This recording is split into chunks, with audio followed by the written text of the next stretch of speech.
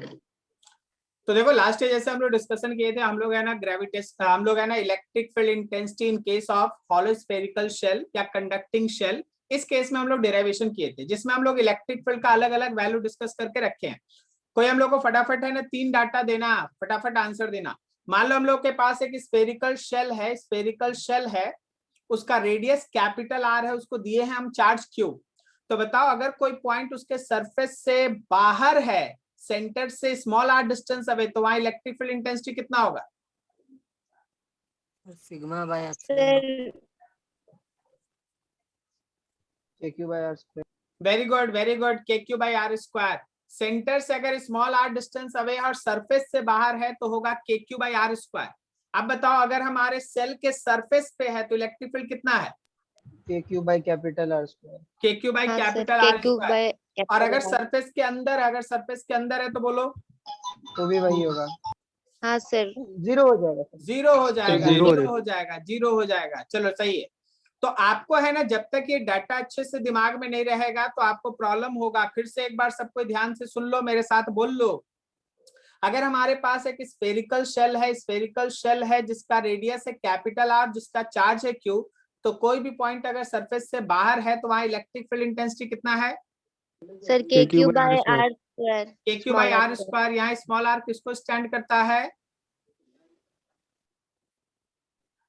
Distance of that point from centre of the sphere, distance of that point from centre of sphere. आप लोगों को एक बार है ना पीछे वाला ये रिवीजन देख लेना होगा, पीछे वाला रिवीजन ये देख लेना होगा। अलग अलग फॉर्मूला जो आप लास्ट में पढ़ के गए हैं, बिना उसके आप कभी काम नहीं कर पाइएगा। हम आपको यहाँ पे तीनों फॉर्मूला एक साथ लिख देते हैं, एक साथ आपको ये सब कुछ है ना डिटेल में एक एक करके पढ़ा दिया गया था। अभी आप है ना ये तीनों चीज है ना एक साथ आप देख लीजिए कि अगर हम लोग आउटसाइड में बात करते हैं, सरफेस के बाहर रहते हैं, तो हमारा फॉर्मूला होता है KQ by small are square. अगर आप उसको सिग्मा के तौर पे लिखते हैं तो ये होता है sigma into capital R square divided by, बोलो जी बोलो, सिग्मा के फॉर्म में बोलो,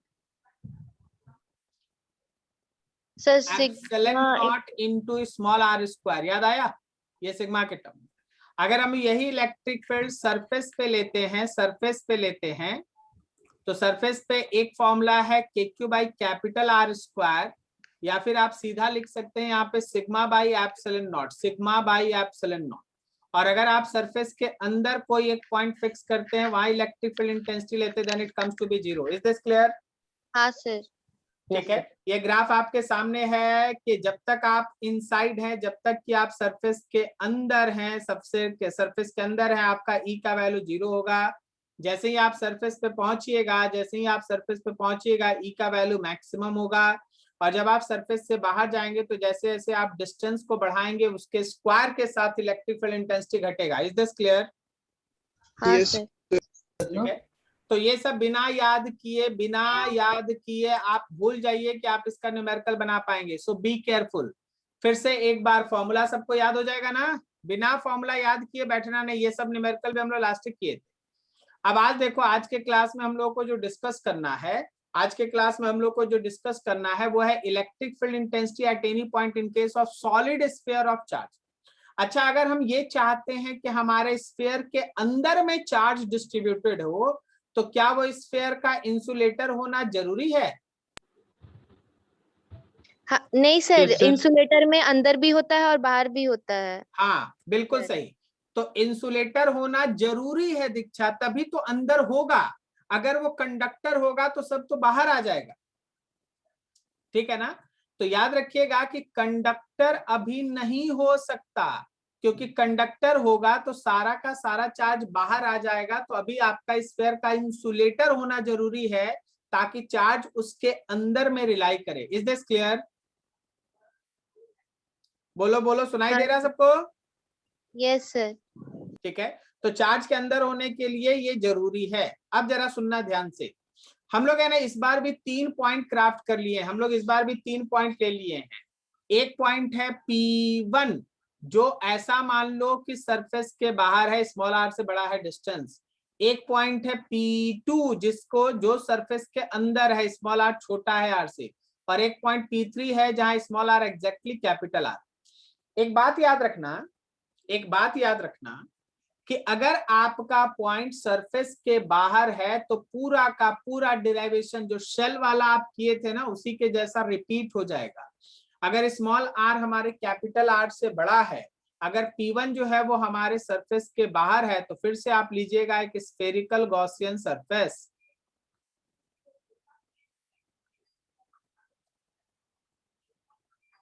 आप लेंगे एक स्फेरिकल गॉसियन सरफेस। अगर आप लेंगे एक स्फेरिकल गॉसियन सरफेस, जस्ट एक मिनट,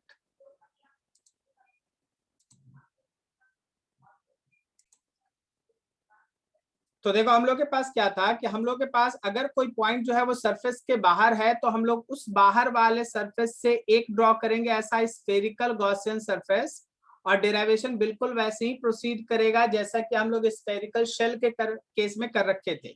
आप यहाँ पे एक एलिमेंट्री एरिया सपोज किए, छोटा सा एरिया,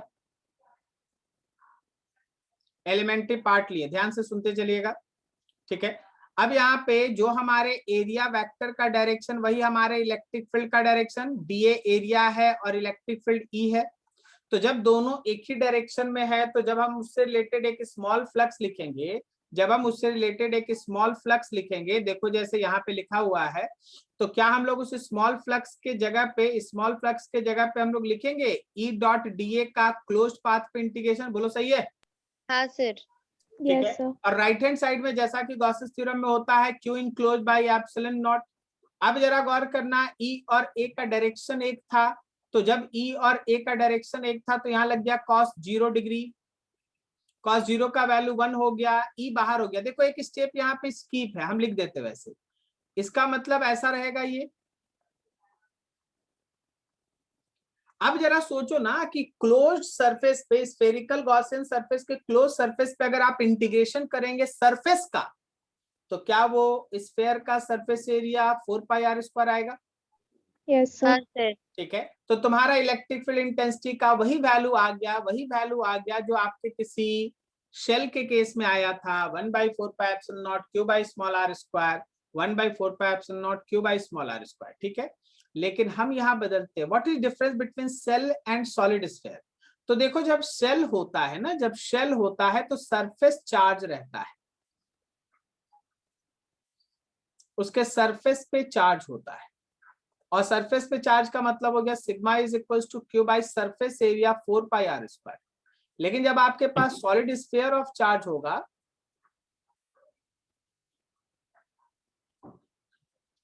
जब आपके पास सॉलिड स्फीयर ऑफ चार्ज होगा तो यहाँ चार्ज पूरे वॉल्यूम में होगा, क्यू बाई, पूरा वॉल्यूम बोल दो भाई, 4/3πr³। क्या दोनों में लॉजिकल डिफरेंस आपको समझ में आया? यस।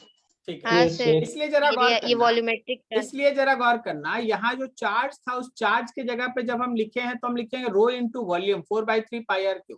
अब इसमें से 4π कट गया और इलेक्ट्रिक फील्ड का रो के टर्म में, इलेक्ट्रिक फील्ड का रो के टर्म में equation rho into capital R³/3 small r²। किस किस को याद रहेगा ये दोनों फॉर्मूला? एक ये वाला वेरी वेरी वेरी इंपॉर्टेंट, और एक ये वाला वेरी वेरी वेरी इंपॉर्टेंट। क्या दोनों फॉर्मूला याद रहेगा? हाँ गुड। कुछ रेज हैंड है कि हाँ सर हमको याद रहेगा, और बाकी सब ये सोच रहा है कि हमको तो याद हो ही जाएगा। चलो अच्छा बात है, हम भी चाहते हैं कि तुमको याद हो ही जाए, ठीक है। लेकिन सोचना कि अगर याद नहीं हुआ तो आप ये टॉपिक बेकार पढ़ रहे हैं, आप इसका कोई यूज नहीं कर पाइएगा। इलेक्ट्रिक फील्ड इंटेंसिटी किसी भी सॉलिड स्फीयर के अगर बाहर कोई पॉइंट है तो इलेक्ट्रिक फील्ड इंटेंसिटी का फॉर्मूला होता है 1/4πε0 q/r², या इन टर्म्स ऑफ डेंसिटी अगर बात करें तो rho into capital R³ divided by 3ε0 small r², ठीक है। चलो अब दूसरा पॉइंट लेते हैं भाई, हम लोग आ जाते हैं सरफेस पे, हम लोग उसके सरफेस पे आ जाते हैं। जब आप उसके सरफेस पे आते हैं तो small r now becomes capital R के बराबर, और एट सरफेस जहां हम लोगों का स्मॉल r था वहां कैपिटल R आएगा, और आपके पास दो फॉर्मूला बनके तैयार हो गया।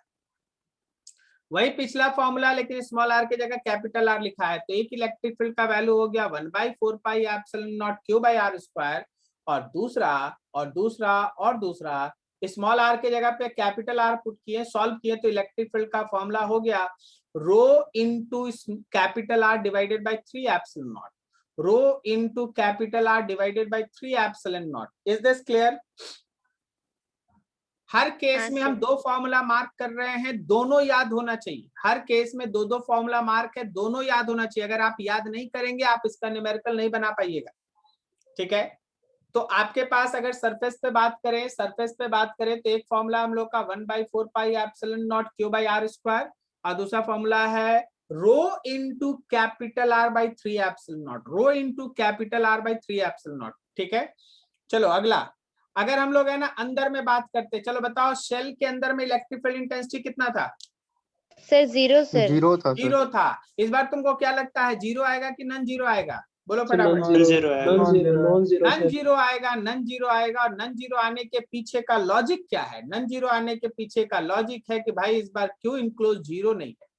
देखो, अगर आप एक ऐसा पॉइंट चुनते हैं जो सरफेस के अंदर है, तो आप अगर चाहते हैं कि इस पॉइंट पे हम लोग इलेक्ट्रिक फील्ड इंटेंसिटी निकालें, तो ये रहा आपका स्फेरिकल गॉसियन सरफेस जो उस पॉइंट से होके गुजर रहा है। ये रहा आपका spherical Gaussian surface like that, जिसका डिस्टेंस है सेंटर से small r which is less than capital R. तो आपका काम क्या होगा, आपका इंपॉर्टेंट काम क्या होगा, बहुत ध्यान से समझना, क्योंकि यहाँ जो समझोगे वो बहुत बड़े आगे वाले टॉपिक्स में फेवर करने वाला है। आपका काम होगा कि सर हम किसी तरीके से ये चार्ज निकाल लें जो इसके अंदर है। हमको इसी क्यू इनक्लोज्ड का तो जरूरत है। बोलो सही जा रहे हैं कि नहीं? हाँ, हम लोग सर। जब गॉसेस थ्योरम लगाते हैं तो हम लोग क्यू इनक्लोज लिखते हैं ना, तो जब आप हाँ, क्यू सर। इनक्लोज लिखते हैं तो आप इसी चार्ज को निकालिए जो उसके अंदर है। हमको बाहर वाले चार्ज से मतलब ही नहीं है। क्या बोलते हो, मेरा बात समझ में आ रहा है क्या? हाँ, हाँ सर। सर। हम लोग को वही चार्ज निकालना होगा जो उसके अंदर है, वही चार्ज हम लोग को क्यू इनक्लोज निकालना पड़ेगा। तो आपका पहला काम का जिम्मेदारी ये है कि क्यू इनक्लोज निकाले। क्यू इनक्लोज कैसे निकाले sir? Charge per unit volume को उसी वॉल्यूम से मल्टीप्लाई करो जो इनक्लोज्ड है, जो उसके अंदर वाला वॉल्यूम है उससे मल्टीप्लाई। तो चार्ज पर यूनिट वॉल्यूम हो गया रो, और उसके अंदर वाला वॉल्यूम हो गया 4/3 स्मॉल आर। ठीक है, ये रहा क्यू इनक्लोज्ड। अभी एक बात देखना ना, इतना ज्यादा गॉसेस थ्योरम तुम यूज करेगा ना, हम तो बोलेंगे ना कि जो ये लिखते हैं ना, आप इसको समझ, फ्लक्स की जगह पे जो हम लोग E डॉट DA लिखते हैं, समझे? अब बार बार कितना लिखेगा? क्या हम इसको 2-3 लाइन में एक ही बार समेट दें कि बेसिकली होता है E और A एक डायरेक्शन में होता है तो कॉस वाला टर्म ऐसा, E बाहर निकाल लेते हैं तो हम लोग एरिया का इंटीग्रेशन करते हैं। बोलो समझ में आया? बार बार तो यही कर रहे हैं। हाँ, सर। ठीक है, तो इसलिए बार बार उतना लंबा चौड़ा लिखते नहीं है। इसके बाद डायरेक्ट हम ये लिख देते हैं। क्या समझ में आ रहा है? E dot 4 pi are square. हाँ, हाँ, सर। अपना ध्यान है q enclose by epsilon not पे। चल भाई आगे बढ़ जा, एक लाइन आगे बढ़, तुरंत बढ़े। तो यहाँ तो हो गया लेफ्ट हैंड साइड में E dot 4 pi are square, और राइट हैंड साइड में हो गया rho into 4/3 pi R cube. Small are square cube से कैंसिल, सब सॉल्व किए। ये रहा तुम्हारा फील्ड इंटेंसिटी का equation. It is again very very important. बोलो किसी भी सॉलिड स्फीयर के अंदर इलेक्ट्रिक फील्ड इंटेंसिटी का फॉर्मूला बोलो। Rho R by 3 epsilon. बोलो स्मॉल आर क्या है? सेंटर से वो सेंटर से point- उस इनसाइड पॉइंट का point- चार्ज डिस्टेंस। सेंटर से उस पॉइंट तक का डिस्टेंस। और रो किसको स्टैंड करता है? Sir volumetric charge density. Volumetric charge density. Very very good, volumetric charge density. अब क्या किए तो वॉल्यूमेट्रिक चार्ज डेंसिटी रो के जगह पे ये वैल्यू पुट कर दी। रो के जगह पे ये वैल्यू पुट कर दे, Q by 4/3 pi R cube into small R, नीचे 3 एप्सिलॉन नॉट। थोड़ा आगे पीछे ऊपर नीचे सॉल्व कर लिया, थोड़ा सा सॉल्व कर लिया, थोड़ा सा सॉल्व कर लिया, and you get a very very important formula E equals to 1/4 pi epsilon naught QR by R cube, or you can say that KQR by R cube। क्या बोलते हो, सही है? हाँ, सर। ठीक है ना? तो ये रहा तुम्हारा इलेक्ट्रिक फील्ड इंटेंसिटी का फॉर्मूला। अब हम चाहेंगे कि 6 का 6 फॉर्मूला आपके दिमाग में हमेशा रहे। अगर आप इन फॉर्मूलाज को याद नहीं रखे हैं तो आप अपने लिए है ना खतरा मोल ले रहे हैं। बिना फॉर्मूला के फिजिक्स का न्यूमेरिकल का दूर दूर तक चर्चा नहीं होता। बिना फॉर्मूला के न्यूमेरिकल कहाँ, बिना फॉर्मूला के न्यूमेरिकल कहाँ, बिना फॉर्मूला के न्यूमेरिकल कहाँ, ये ध्यान रखना। बिना फॉर्मूला के कोई न्यूमेरिकल का जगह नहीं है। बिना फॉर्मूला के कोई न्यूमेरिकल का जगह नहीं है। तो आप जरा गौर कीजिए और ध्यान से तीनों फॉर्मूला को एक साथ समझिए। कभी भी अगर आपके पास सॉलिड स्फीयर है तो इलेक्ट्रिक फील्ड अगर हम लोग बाहर लेते हैं तो एक फॉर्मूला है इसका KQ/R², और दूसरा फॉर्मूला है rho into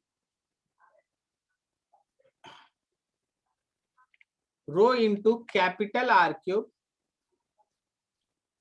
by 3ε0 small r², rho into capital R³ by 3ε0 small r²। अगर हम लोग एग्जैक्ट सरफेस पे बात करेंगे तो that comes to be KQ/R², or you can say that rho into R by 3ε0, rho into R by 3ε0।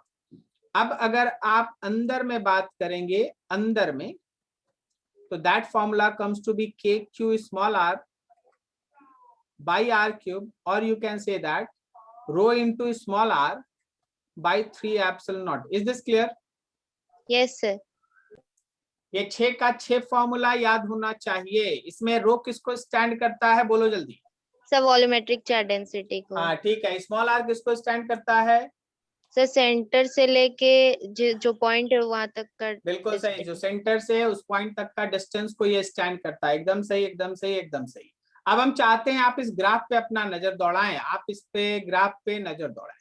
मान लीजिए हम लोग के पास कोई एक सॉलिड स्फीयर ऑफ चार्ज है, इसमें चार्ज ऐसे यूनिफॉर्मली डिस्ट्रीब्यूटेड, चार्ज ऐसे यूनिफॉर्मली डिस्ट्रीब्यूटेड।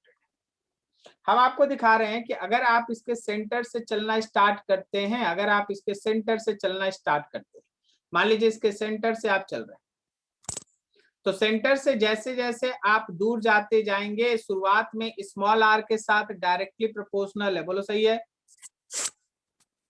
बोलो बोलो बोलो, समझे? यस नहीं समझा? सुनाई दे रहा है सबको? Yes sir. हाँ सर समझ गया। ठीक है। तो स्मॉल आर के साथ डायरेक्टली प्रोपोर्शनल होने की वजह से जब तुम सेंटर से आगे निकल रहा है तो जैसे जैसे डिस्टेंस बढ़ेगा वैसे वैसे इलेक्ट्रिक फील्ड बढ़ेगा, जैसे जैसे डिस्टेंस बढ़ेगा वैसे वैसे इलेक्ट्रिक फील्ड बढ़ेगा, और एक समय ये डायरेक्टली प्रोपोर्शनल का ग्राफ एक समय मैक्सिमम पे होगा। कब मैक्सिमम पे होगा? जब हम लोग सरफेस पे होंगे। जब हम लोग सरफेस पे होंगे तो electric field intensity becomes maximum. Is this clear? Yes sir. Yes sir. Surface पे मैक्सिमम। अब जैसे ही आप सरफेस से बाहर निकले, अब जैसे ही आप सरफेस से बाहर निकले भाई, तो यहाँ पे देखो स्मॉल r² नीचे है, मतलब जैसे जैसे डिस्टेंस बढ़ेगा वैसे वैसे इलेक्ट्रिक फील्ड इंटेंसिटी घटेगा, and that electric field intensity goes on decreasing. Is this clear? Yes sir. क्या बोलते हो, समझ में आया? Yes sir. सबको समझ में आया? हाँ सर। ठीक है। तो अभी जरा सोच के बताना, किसी को बोलना है, आप जो है वो किसी अर्थ, मान लीजिए अर्थ एक सॉलिड स्फीयर पूरा चार्ज है मान लो, तुम अर्थ के सेंटर से निकल के सरफेस पे और फिर अंतरिक्ष में चला गया, बताओ इलेक्ट्रिक फील्ड इंटेंसिटी कैसे वेरी करेगा? अरे बोलो यार। तक बढ़ेगा, उसके बाद घटने लगेगा। कहाँ मैक्सिमम होगा? सरफेस सरफेस पे कितना होगा? देख देख के आंसर देते जाओ। सरफेस पे कितना होगा? Rho by epsilon naught. Rho by epsilon naught. यहाँ पे स्टूडेंट गलत लिखे हैं, रो बाई एप्सिलॉन नॉट गलत लिखे हैं। हम आपको यहाँ राइट वाला सही लिख के दिखा दिए हैं कि ये rho by 3 epsilon not into R भी है ऊपर में। Rho R by 3 epsilon naught, देखो राइट हैंड साइड में लिखा हुआ है rho R by 3 epsilon naught, अभी पढ़ा ना? ठीक है। तो सरफेस पे कितना है? Rho R by 3 epsilon naught. Surface पे कितना है? Rho R by 3 epsilon naught. ठीक है। चलो बताओ, उसके बाद जब सरफेस से बाहर निकलेगा तो कैसे वेरी करेगा? बढ़ेगा या घटेगा? घटेगा, घटेगा और घटेगा। कोई दिक्कत यहाँ तक किसी को? No sir. चलिए बढ़िया। चलिए ये क्वेश्चन है, पहले हम लोग इस क्वेश्चन के बारे में बात कर लेते हैं, उसके बाद फिर है ना बताएंगे कि ये है क्या। क्वेश्चन ये था, बोला गया कि ये फिगर दे दिया गया है, और फिगर क्या था? बोला था ना कि ये जो हमारे पास चार्ज सरफेस मतलब सॉलिड स्फीयर ऑफ चार्ज है, उसका चार्ज डेंसिटी है रो। बोला गया इसमें से ये वाला एक कैविटी है, स्फेरिकल कैविटी है, ठीक है। कैविटी को कट करके आप बाहर निकाल दो, ऑब्वियसली कैविटी को कट करके बाहर निकाल दो। तो बोला गया है कि कैविटी के अंदर कोई एक पॉइंट है, point P inside cavity, a point P is inside cavity, point P is inside cavity. बोला गया how electric field intensity will vary inside cavity, how electric field intensity will vary inside cavity, ये पूछा गया है, ठीक है। Cavity के अंदर इलेक्ट्रिक फील्ड इंटेंसिटी कैसे वैरी करेगा, हमको ये निकालना है।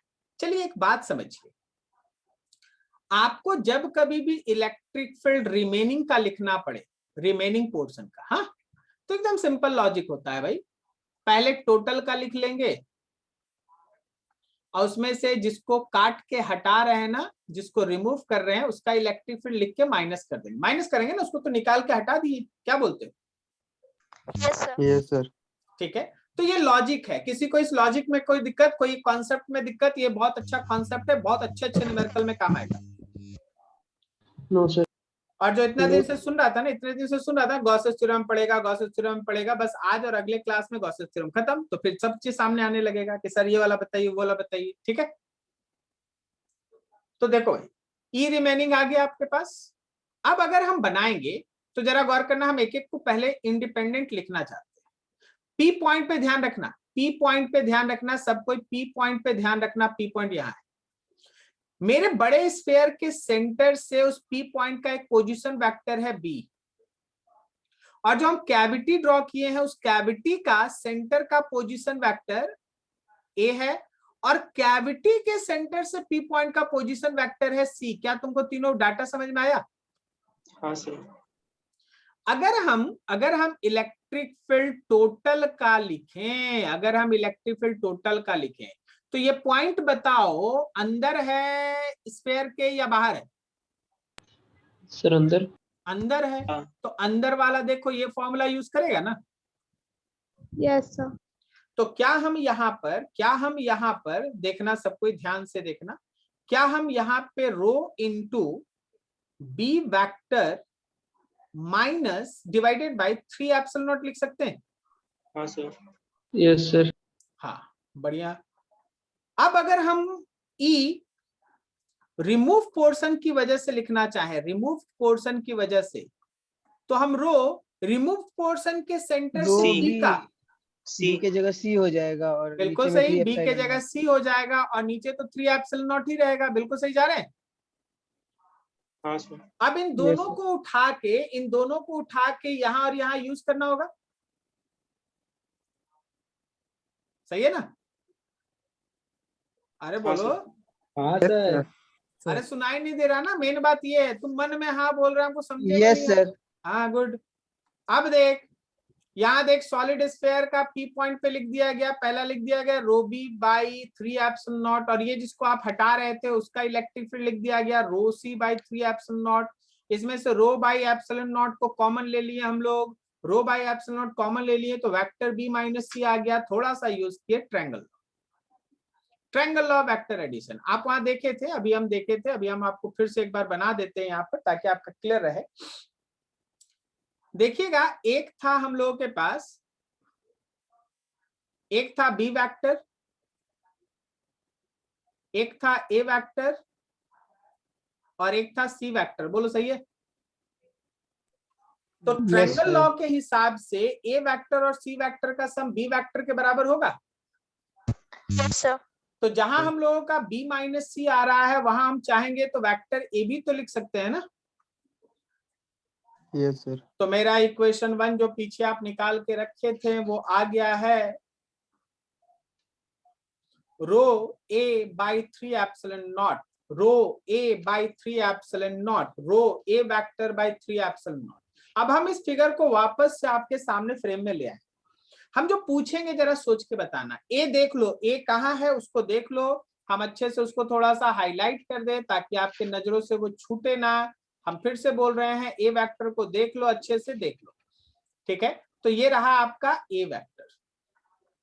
अच्छा, अगर आप कैविटी में कोई भी पॉइंट लेते हैं, कैविटी में आप कोई भी पॉइंट लेते हैं, कोई भी आप सोच लीजिए अपने से, जहां हम पी दिखाए वही नहीं, कैविटी में कोई भी लीजिए, तो बताइए क्या ए चेंज करेगा?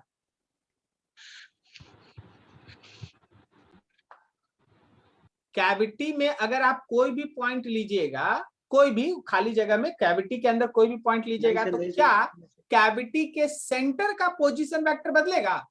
नहीं नहीं सर। नहीं नहीं बदलेगा। बदलेगा। ए नहीं बदलेगा, ए नहीं बदलेगा। Is this clear? यस तो सर। Yes, sir. ए नहीं बदलेगा, वेक्टर नहीं बदलेगा, तो ना उसका डायरेक्शन बदलेगा ना उसका मैग्नीट्यूड बदलेगा। बोलो सही है? हाँ यस सर। सर। तो आप बोल सकते हैं ना कि कैविटी के अंदर कोई भी पॉइंट हम चुनेंगे, कैविटी के अंदर हम कोई भी पॉइंट चुनेंगे तो वहां इलेक्ट्रिक फील्ड कांस्टेंट होगा।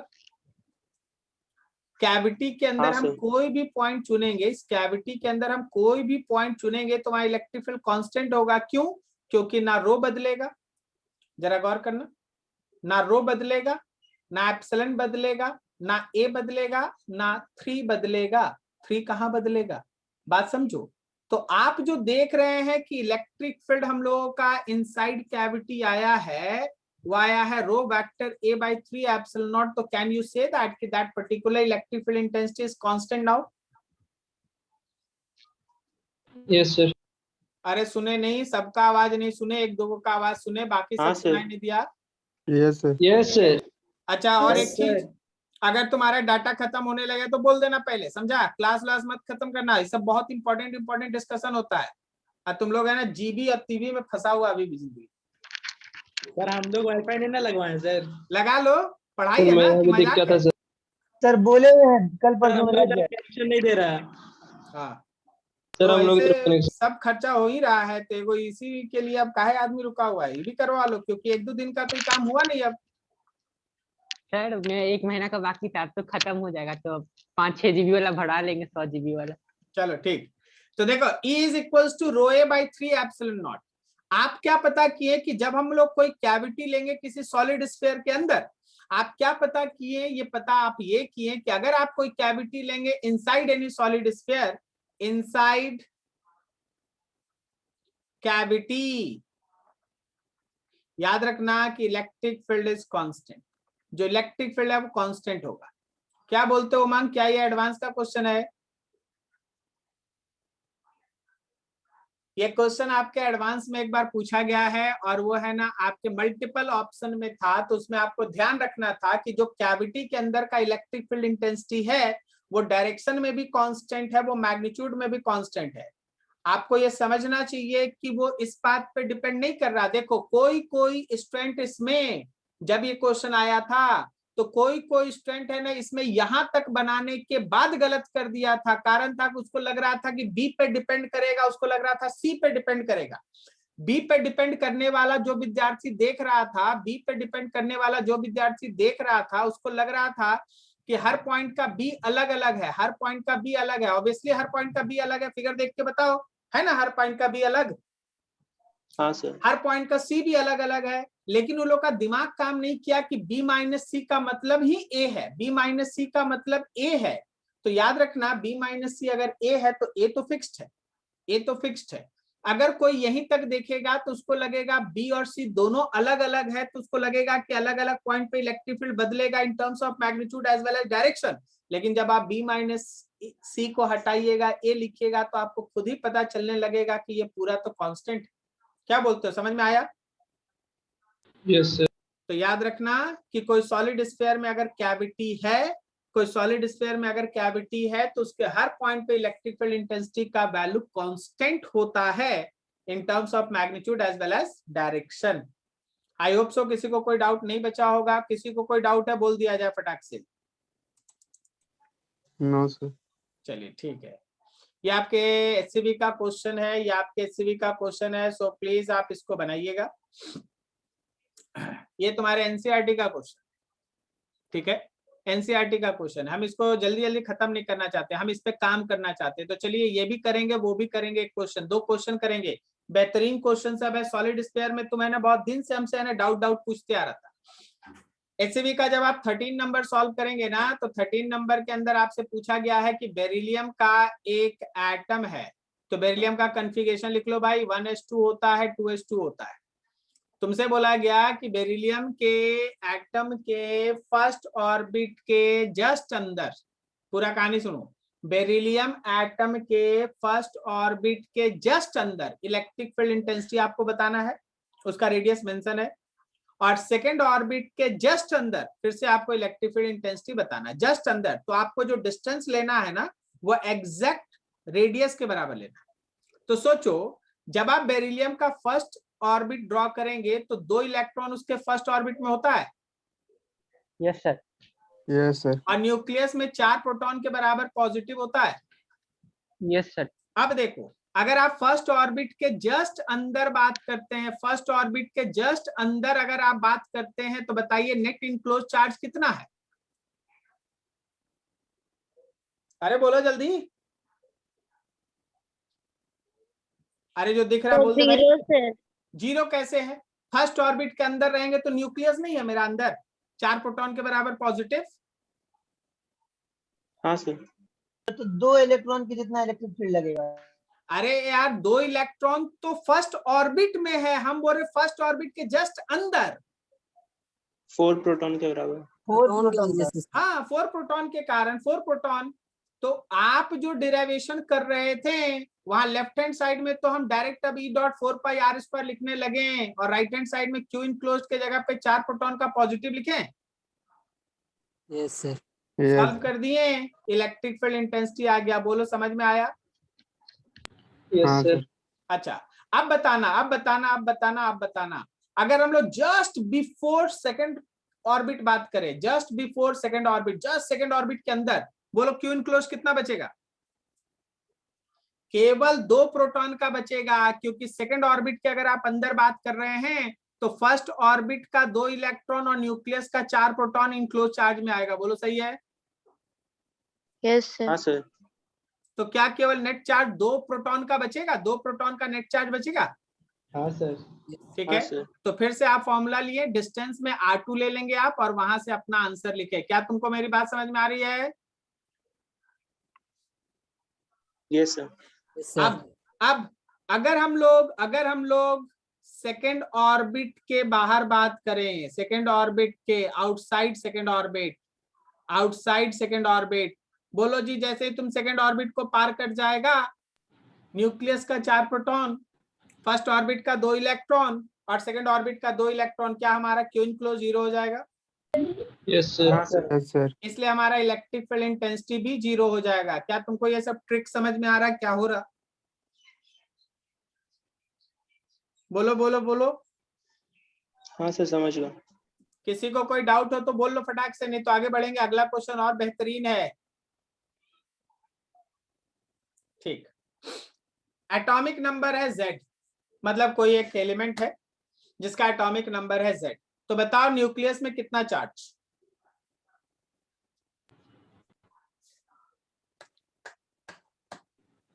अरे बोल यार, अगर एटॉमिक नंबर Z है तो न्यूक्लियस में कितना चार्ज?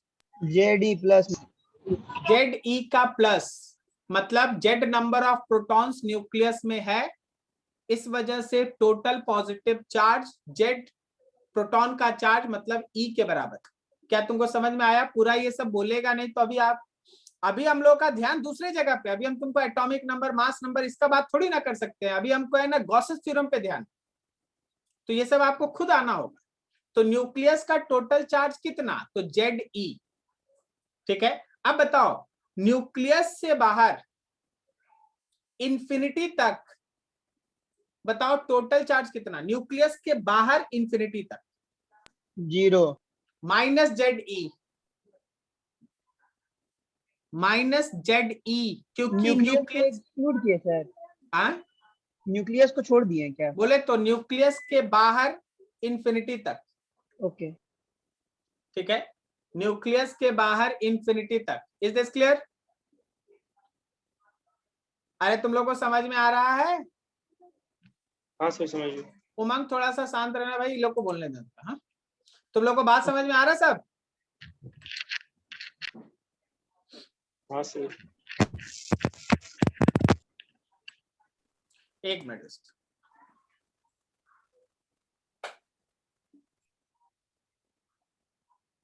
हाँ ठीक, तो देखो जरा ध्यान से, हम कुछ बेसिक चीज पहले है ना आपका क्लियर करना चाहते हैं। ठीक है, if atomic number is equals to Z, therefore Q of nucleus, केवल न्यूक्लियस का बात करते हैं, तो plus ZE, Q outside nucleus, nucleus के बाहर बात कर रहे हैं तो माइनस ZE, क्योंकि इलेक्ट्रॉन न्यूक्लियस के बाहर रहेगा ना, तो उसके कारण माइनस ZE। अगर हम टोटल बात करेंगे तो obviously net charge is 0। Is this clear? Yes, sir. Yes, sir. Yes, sir. Question sir, atomic number है Z और उसका रेडियस है न्यूक्लियस का A, न्यूक्लियस का A है। हम जो फिगर बना रहे हैं उस फिगर को सबको ध्यान से देखना कि जहां तक मेरा येलो दिखाई देगा यहां तक केवल पॉजिटिव है, क्योंकि यहां तक न्यूक्लियस है, यहां तक केवल केवल केवल पॉजिटिव। ठीक है, ये पॉजिटिव वाला जगह हो गया येलो।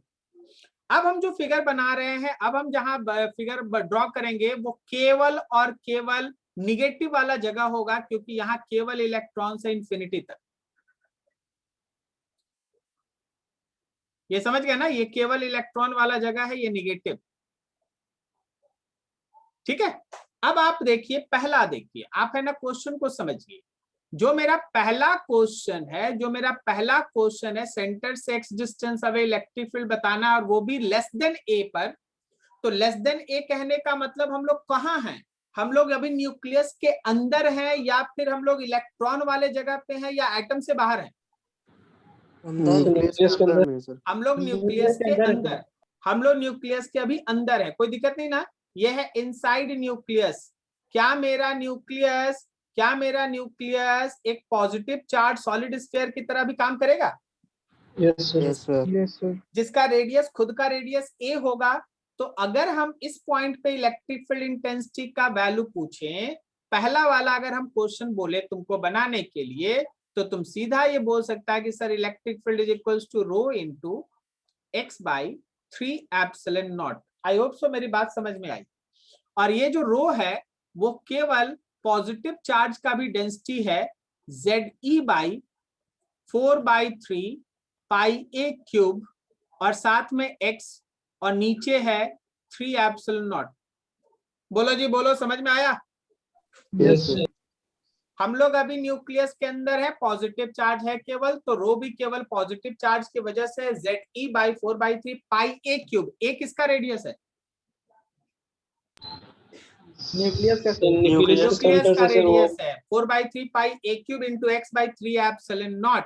ठीक है, ये चीज रहा। लेकिन जब हम बात करेंगे x ग्रेटर देन a का, तो जब आप x ग्रेटर देन a का बात करेंगे तो आप आ जाएंगे कहीं यहाँ। बोलो सही है? Yes, sir. हाँ सर। मतलब अब अगर आप कोई एक गॉसियन सरफेस बनाएं, तो उसके अंदर न्यूक्लियस का पॉजिटिव भी है और इलेक्ट्रॉन का निगेटिव भी है। बोलो सही जा रहे हैं? Yes, sir. हाँ सर। तो क्यू इनक्लोज निकालने में बहुत बहुत बहुत सावधानी रखना पड़ेगा। जब आपका x, हम जो लिख रहे हैं बहुत ध्यान से देखना, क्योंकि अगर आपका x a से बड़ा और b से छोटा है तो आपका क्यू इनक्लोज कैसे निकलेगा? देखो, हम लिख रहे हैं बी केयरफुल। न्यूक्लियस का पॉजिटिव माइनस वो पर्टिकुलर चार्ज जो निगेटिव की वजह से कितना है, जो हम लिखेंगे बहुत ध्यान से बी केयरफुल। ओके, निगेटिव का चार्ज था Ze, सही है ना? निगेटिव का वॉल्यूम कितना था? निगेटिव वाला वॉल्यूम चाहते हैं, हम चाहते हैं। रुक जा, थोड़ा ठीक हो जाए। हाँ, निगेटिव का वॉल्यूम कितना था? देखना 4/3 पाई b cube minus a cube. क्या समझा? Yes, sir. निगेटिव का वॉल्यूम, ब्लू Yes, वाले का sir. वॉल्यूम देखो, ब्लू वाले का वॉल्यूम बोलेंगे तो वही ना निकलेगा। हाँ सर। Yes, sir. अब देख, अब जो इनक्लोज्ड वॉल्यूम हम उसको मल्टीप्लाई करना चाहते हैं, 4/3 पाई x cube minus a cube. बोलो समझा? Yes sir. Yes, sir. क्या सबको समझ में आया ये line? Yes, sir sir. Second sir. वाला वो कब पार्ट है ना, येलो वाला का ना? हम बताते हैं कौन कौन सा पार्ट है, हम बताते हैं। हम उसी को उसी पार्ट से है ना कलर करते हैं, ठीक है, हम उसको उसी पार्ट से कलर करते हैं। ये जो तुमको 4/3 पाई बी क्यूब माइनस ए क्यूब दिखाई दे रहा है, ये जो तुमको 4/3 पाई बी क्यूब माइनस ए क्यूब दिखाई दे रहा है, ये वॉल्यूम एक्चुअली ब्लू वाले का है। बोलो समझे? Yes sir. क्लियर है ना? अब हम एक और वॉल्यूम को मार्क करना चाहेंगे, हम एक और वॉल्यूम को एक और कलर से मार्क करना चाहेंगे। चलो पिंक ले, ये वाला देख रहा है, पिंक मिलके यहाँ कुछ और हो गया, ब्लू जैसा दिख रहा है, कोई बात नहीं। ये वाला देख रहा है ना, ये वाला, यस सर। तो वो ये वाला वॉल्यूम है। बोलो सही, ये वाला वॉल्यूम है। बोलो समझ में आ रहा है? Yes sir. Yes, sir. ठीक है, तो ये मेरा क्यू इनक्लोज्ड है, क्यू इनक्लोज्ड है। अब जब ये क्यू इनक्लोज्ड है तो अब आगे यूज कर लो गॉसेस थ्योरम, हो गया आपका काम। आगे यूज कर लो गॉसेस थ्योरम, देखो हो गया आपका काम। ठीक है, तो देखिए भाई, लेफ्ट हैंड साइड में आ गया हम लोगों का E.4πx² और राइट हैंड साइड में ऊपर में है क्यू इनक्लोज्ड और नीचे है epsilon naught. Is this clear? हाँ सर। Yes, sir. Yes, sir. हाँ, very good very good very good. घर में कम से कम इसको 3 बार बनाना। अगर तुमको लगे कि तुमको आ गया है ना, तो हम फिर से बोल रहे हैं कि 3 बार बनाना। बताओ यहाँ पे इलेक्ट्रिक फील्ड इंटेंसिटी कितना होगा? क्या ये आंसर 0 है? हाँ सर। हाँ, sir. क्यों? क्यों 0 है? Q enclosed 0 है। क्योंकि सर न्यूक्लियस का जितना पॉजिटिव चार्ज है, इलेक्ट्रॉन का उतना ही इलेक्ट्रॉन निगेटिव का चार्ज negative है, है। और आप है ना उन दोनों से बाहर बात कर रहे हैं। जब आप दोनों से बाहर बात कर रहे हैं सर, तो वहां पे नेट चार्ज का वैल्यू इनक्लोज 0 है, that's why electric field intensity is 0। I hope सो आपको समझ में आया। Yes, sir. कितने बार बनाएगा इस क्वेश्चन को? सर 3 बार। 3 बार. 5 बार, sir. अच्छा वेरी गुड, अगर 5 बार बना लिए तब तो मेरा मन ऐसे ही खुश है भाई। कम से कम 3 बार, कम से कम 3 बार। उसके बाद फिर आगे बढ़ेंगे। जो जो चीज है, आप सॉलिड स्फीयर को नहीं जानते हैं, जो लोग सॉलिड स्फीयर जानता है वो इसका क्वेश्चन बनाने के पहले ऐसे ही 3 और 5 बार का मेहनत करके रखता है। अभी बहुत कुछ इसमें बाकी है आना। ठीक है, आप गॉसेस थ्योरम में बहुत अच्छे जगह पे पहुंच गए हैं, सो पीछे वाला एकदम टाइट रखिए, एकदम अच्छे से मेंटेन रखिए। फॉर्मूला कितना याद करता है सर? बिल्कुल नहीं, हम लोग सर सब जानते हैं, हम लोग फॉर्मूला नहीं रखते हैं सर। तो याद रखना, न्यूमेरिकल है ना सब गायब हो जाएगा, एक भी न्यूमेरिकल नहीं बनेगा। अच्छा, आप लोग जब सुबह सुबह उठते हैं, ठीक है, तो आपके पढ़ाई का सबसे बड़ा हिस्सा होना चाहिए, जब आप सुबह में फ्रेश माइंड में रहते हैं ना, तो आपको है ना जो ये सब फॉर्मूला वॉर्मूला है, कॉन्सेप्ट रिवीजन करना ना, ये सुबह का काम होता है। उसमें फिजिक्स केमिस्ट्री मैथ्स बायो जो पढ़ना है पढ़ो, लेकिन Inorganic. क्या बोले? Inorganic का टाइम सर। हाँ ठीक है, inorganic, this is also very important.